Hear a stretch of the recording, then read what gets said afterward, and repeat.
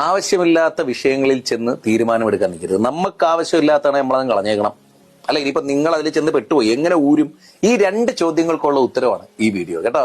ഈ മനുഷ്യന്റെ മനസ്സുമായിട്ട് ബന്ധപ്പെട്ടിട്ടുള്ള നമ്മുടെ ബിഹേവിയറുമായിട്ടൊക്കെ ബന്ധപ്പെട്ടിട്ട് ഒത്തിരിയേറെ നിയമങ്ങൾ നമ്മുടെ ചുറ്റുമൊക്കെ നമ്മൾ വായിച്ചും പറഞ്ഞും കേട്ടും ഒക്കെ അറിയാലോ. അതിൽ എനിക്ക് ഏറ്റവും ഇഷ്ടപ്പെട്ട 2 നിയമങ്ങളുണ്ട്. അതിലൊന്ന് ഫാക്ലോൺസ് ലോയും 2 കിഡ്ലിൻസ് ലോയും ആണ്. അതിൽ ഏറ്റവും ആദ്യത്തത് ഈ പറഞ്ഞ പോലെ വളരെ മനോഹരമായിട്ടുള്ളൊരു ചിന്തയാണ്, വളരെ നിസ്സാരമായൊരു സാധനമാണ്. അതായത്, നിങ്ങൾക്ക് തീരുമാനമെടുക്കേണ്ടാത്തൊരു വിഷയത്തിൽ നിങ്ങൾ പോയി തീരുമാനമെടുക്കരുത്. നിങ്ങളിപ്പോ നേരിടുന്ന പ്രശ്നങ്ങളുടെ മിക്കവാറും ഒരു 80% എന്താണ് കാരണം? നിങ്ങൾക്ക് ആവശ്യമില്ലാത്ത കാര്യങ്ങളാണ്. നിങ്ങൾ ഇതിൽ ചെന്ന് ചാടേണ്ട യാതൊരു കാര്യം ഉണ്ടായിരുന്നില്ല. നിങ്ങൾക്ക് അയ്യോ പാവല്ലേ, അല്ലെങ്കിൽ നിങ്ങൾ പിന്നെ ഇതിൽ ഞാനും കൂടി എന്തെങ്കിലും ഒരു തീരുമാനം എടുക്കട്ടെ, അതൊക്കെ നിങ്ങളെ ക്ഷണിക്കപ്പെടാതെ വലിഞ്ഞേറി ചെന്ന് നിങ്ങൾ പല കാര്യങ്ങളിലും പല ആളുടെയും കാര്യങ്ങളിൽ ഇടപെടുന്നത് കൊണ്ടാണ് നിങ്ങൾക്ക് ഈ പ്രശ്നം ഉണ്ടാകുന്നത്. ശരിയല്ലേ? നമുക്ക് തീരുമാനം എടുക്കേണ്ടാത്തൊരു കാര്യമാണ് നമ്മൾ തീരുമാനം എടുക്കേണ്ടതേ.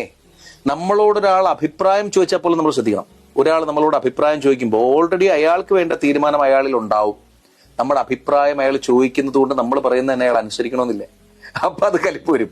അതുകൊണ്ട് നമുക്ക് തീരുമാനം എടുക്കേണ്ടാത്ത കാര്യങ്ങളിൽ നമ്മൾ തീരുമാനം എടുക്കേണ്ട, നമ്മളെ ഡയറക്റ്റ് ബാധിക്കുന്ന ഒരു കാര്യമാണെങ്കിൽ മാത്രം നമ്മൾ തീരുമാനം എടുക്കുക. അപ്പൊ പലരും പറയും അത് സെൽഫിഷ് അല്ലേ, നമ്മൾ നമ്മുടെ കാര്യം മാത്രം നോക്കിയാൽ മതി.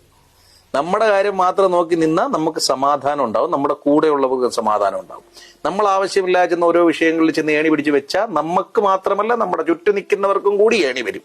അതൊന്ന് ശ്രദ്ധിച്ചിരുന്നതല്ലേ. രണ്ടാമത് ഞാൻ പറഞ്ഞ നിയമമാണ്. അതെന്താ അറിയോ? അപ്പൊ നമ്മളൊരു പ്രശ്നത്തിൽ ചെന്ന് ചാടി. പ്രോബ്ലം സോൾവിങ്ങിന്റെ ഏറ്റവും പ്രധാനപ്പെട്ട ഒരു ഏരിയ എന്ന് പറയുന്നത് മനുഷ്യനാണോ അത് എഴുതി തീർക്കുക എന്നുള്ളതാണ്. നിങ്ങൾ ഒരു വെള്ളപ്പേപ്പർ എടുക്കുക, എന്നിട്ട് ആ വെള്ളപ്പേപ്പറിലേക്ക് നിങ്ങൾ ഇപ്പൊ ചെന്ന് ചാടിയ പ്രശ്നത്തിനെ വ്യക്തമായി നിങ്ങൾക്ക് ഏറ്റവും കംഫർട്ടബിൾ ആയിട്ടുള്ള ഭാഷയിൽ എഴുതുക. ആ എഴുതി വെച്ചിരിക്കുമ്പോൾ തന്നെ, അല്ലെ ഇതാണ് പ്രശ്നം, ഈ പ്രശ്നത്തിന് ഇന്ന സൊല്യൂഷൻസ് ഉണ്ട്, അതും കൂടി എഴുതണം കേട്ടോ. പ്രശ്നം ഇതാണ്, ഇതിന്റെ രക്ഷപ്പെടാനുള്ള വഴികൾ ഇതാണ്, ഇതെല്ലാം കൂടെ എഴുതണം. എഴുതി കഴിഞ്ഞിട്ട് നിങ്ങൾ ആ വെള്ള പേപ്പറിലേക്ക് ഒരു ആവർത്തി വായിച്ചു നോക്കുമ്പോൾ തന്നെ 50% പ്രശ്നം മാറിയെന്നുള്ളതാണ്.